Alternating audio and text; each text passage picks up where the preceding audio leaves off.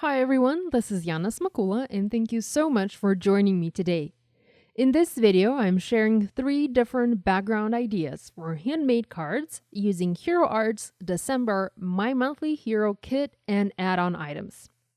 Every month, Hero Arts has a new fun card making kit for us to play with, and what I truly love about their kits is that they're very different. The style of images is different, the bits and pieces in the kits are different, and the themes are never predictable.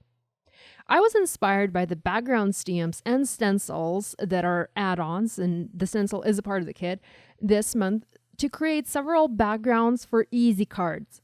I'll show you how I made each of my backgrounds and will walk you through the steps I took to finish the cards I made using each one of those backgrounds. I used a Mandala Bold Prints background cling stamp for the first background. I'm using my stamp platform here to be able to double emboss this image on my paper. You don't have to do this, but I just wanted to be able to double emboss here. I'm using Arch's hot pressed watercolor paper. This is my absolute favorite paper for all things watercolor, and I'm using the hot pressed version and not the cold pressed, as the hot pressed is rather smooth. It has a smooth finish to it, and it's preferable when you do stamping. I'm going to swing the door of my stamp platform. By the way, it's set up to stamp with the rubber stamps, and I'm going to pick up my background stamp. I'm prepping the paper with an anti-static powder tool. This will eliminate any grease and oils that I might have on my paper and will ensure that I have a nice and clean embossed image. I'm using clear embossing ink and inking up my stamp, and will go ahead and close the door of my tool to stamp it onto my paper. I'm using brass embossing powder today. I love this color and I don't think I use it often enough. I still have almost a full jar of this embossing powder, but it is a nice alternative to gold or antique gold colors. I'm using my heat tool to heat set the powder until it's melted, and I'm going to repeat the process to stamp the same image onto the same piece of paper again to have a bigger or thicker embossed edge, so to speak. You don't have to do this. I just wanted to have a thicker or a higher edge on my paper as I was planning to watercolor this piece, and I wanted the embossing powder to resist the watercolor more than usual. I wanted the heat embossed walls, so to speak, to be higher than normal. I hope that makes sense. You can heat emboss this 3 or even 4 times, or you can just stick with heat embossing it once. Honestly, I don't think the result will be that much different. Next, I'm taping my watercolor piece onto a board, and I cut my paper a bit too small so I couldn't tape it evenly on all 4 sides, but it wasn't a huge deal. You don't have to tape the paper down, but if you plan to add a lot of water onto your paper, taping it down to a hard surface makes it easier to keep the paper flat. It will warp much less if it's taped. And you can even tape it onto your table or to your cutting mat, but make sure to not heat emboss it or heat set it, as you'll run the risk of ruining the surface. Next, I'm going to use my Danielle Smith watercolors to color this piece. First, I'm using a large flat brush and I'm laying a layer of clean water. My water turned out to be not so clean, or actually it was my brush that had some black watercolor on it, so I ended up having a bit of a diluted black on my piece, but that was okay since I was planning to use pretty dark colors to color over this. I used a Danielle Smith indigo color as well as the ultramarine turquoise, and I just dropped color onto various sections of this mandala image covering the entire image. I simply let the water carry the pigment, and I didn't worry much about coloring a particular section in any particular or specific color. I then set my background aside to dry. I did not use my heat tool. I wanted this piece to air dry, and I moved on to coloring the next background. For my second background, I used Floral Tile Bold Prints background stamp. This is an add-on this month. And once again, I heat embossed it in the same brass embossing powder onto watercolor paper. This is the same paper, Arches. I only embossed it once this time. To color this piece, I used Nuvo Aqua Flow pens. These are highly pigmented watercolor markers and created a simple ombre background. You can use any coloring medium that you like for this. I happen to like my watercolors for backgrounds, so this is why I'm using these today. I went with very similar but much more vibrant colors to color this background. Now, I didn't quite know how I wanted to color it at first, so I just played a little bit with the colors. I colored individual shapes using different colors, but later I decided to go for a simple ombre look. I should have taped this background onto a board like I taped my first one, but I only have one board like that in my stash, so I didn't tape this one, and I'll share a tip later to help you flatten your warped backgrounds if they warp too much. Again, I added a layer of clean water to wet the background, and you can see I picked up some of the color that I already added to my piece previously, and I just spread that color further. Next, I came in with a dark blue pen, and this is Azure Blue. I added a layer of that color at the top of my panel.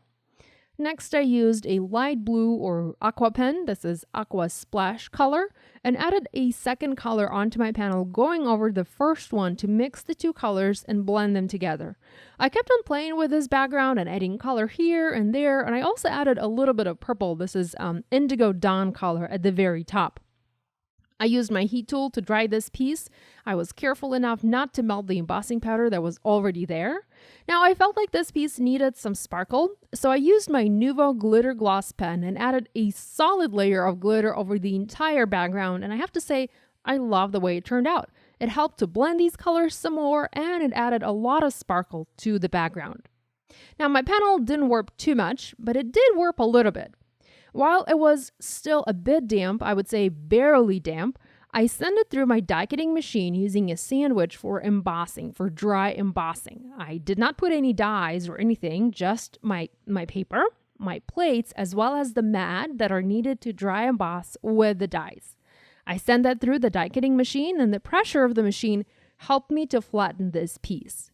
The key here is to make sure your paper is just a little bit damp. If you send a dry piece through the machine, it's not going to help to flatten the piece at all.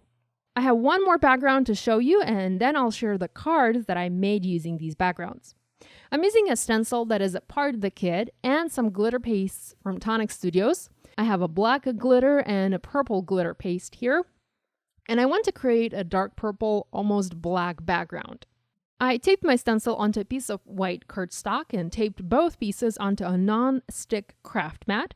And I'm using a palette knife here to apply the black paste first at the top of the panel and then add purple paste at the bottom. Now, I saw my friend Christina share this technique in one of her videos, and I really wanted to give this idea a try. This black paste has some sort of an iridescent glitter in it, and it almost makes the paste look green, which is actually perfect for this background and the set of oriental cards that I'm making. I also decided to mix the black and purple pastes on my mat and apply that as a transitional color in between the black and purple.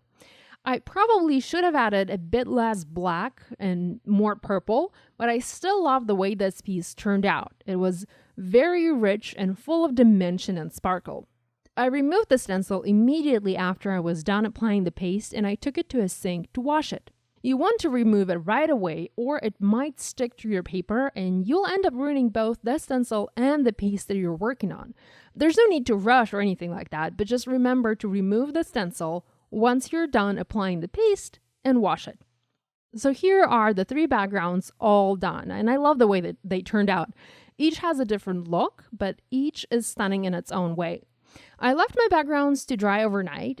It was just the embossing paste background that needed all of that time to dry. The other backgrounds were pretty much dry at this point. The next morning, I trimmed them and used them to create several cards. I will say that it was a little bit difficult to trim the background with the glitter paste on it. I did have quite a thick layer of the paste, and I had a hard time cutting it in my paper trimmer. So I would suggest cutting your paper to size that you need, and then applying the paste. You'll end up using less paste this way, and you won't have any problems cutting it because you won't need to cut it. So here are the three cards that I made using Hero Arts December, my monthly hero kit, and add-ons. I stamped and die cut palm trees from my kit, as well as the beautiful lanterns. I heat embossed those in brass embossing powder and colored using same Nuvo Aqua Flow pens. My sentiment was also heat embossed in same brass embossing powder. And all of the pieces were foam mounted onto my background panel, which I cut to 3 3/4 by 5 inches, and foam mounted onto the card. I really love all of that shimmer and sparkle in the background. I think it adds the perfect touch to this project.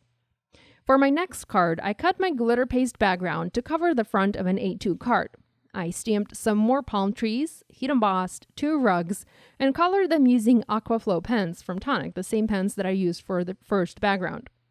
There isn't a coordinating die for this image, so I cut my rugs out using scissors. It wasn't too hard to cut. Finally, I heat embossed I Cross the Sahara for You sentiment in same brass embossing powder onto black cardstock strip and foam mounted that onto the card. In the end, the black glitter paste completely overpowered the purple one on this card, and I ended up having a black-green background, which turned out really nice, I think. For my final card, I took the first watercolor piece with a mandala and carefully cut it out following the edge of the image, creating a semicircle. I trimmed it to 4 1/4 inches wide and foam mounted onto the card using a solid layer of fun foam. This also helped me flatten this piece a little bit. I heat embossed a tent, a star, and Another Day in Paradise sentiment in brass embossing powder onto black cardstock panel and foam mounted that onto the card.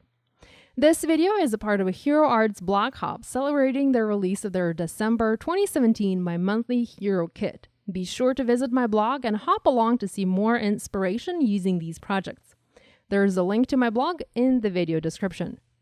Thank you so much for watching. If you have any questions, please leave them in the comment section below, and be sure to subscribe to my YouTube channel if you haven't yet done so. If you are subscribed but are not receiving new video notifications, please check the bell icon on the homepage of my channel to get notified every time there's a new video published. Thanks for watching. I'll see you next time. Bye!